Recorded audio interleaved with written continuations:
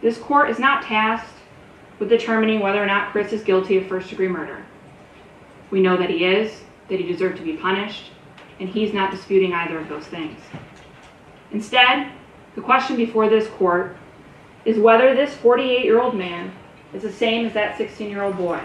Courts are not allowed to sentence juveniles who are not irreparably corrupt to life without the possibility of parole, because to be human is to change, and Chris has changed for the better.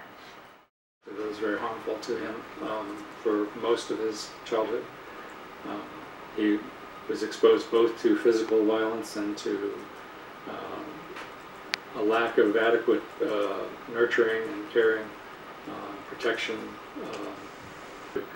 But even with a kid who's raised in a good family and taught the right things, under an emotionally stressful situation or just arousal, they may do something that is remarkably stupid, basically.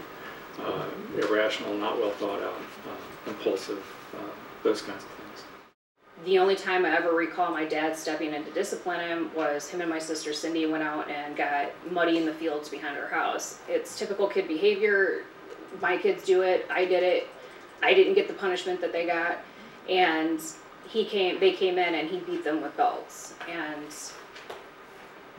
I couldn't understand, like, they just went in the mud. Like, he would get in trouble for doing normal kid, and he would be proud. He would like come to show our mom, like, look what I did, and then he would like try to put it, and she would scream at him and tell him that, you know, you can't take shit apart, you can't do this, you know, and beat him for doing normal kid activities.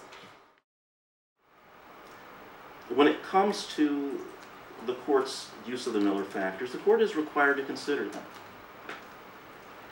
What weight the court makes of each one is up to this court to decide. When you look at those hallmark features, this is not the crime of a child. This is not the crime of a young mind.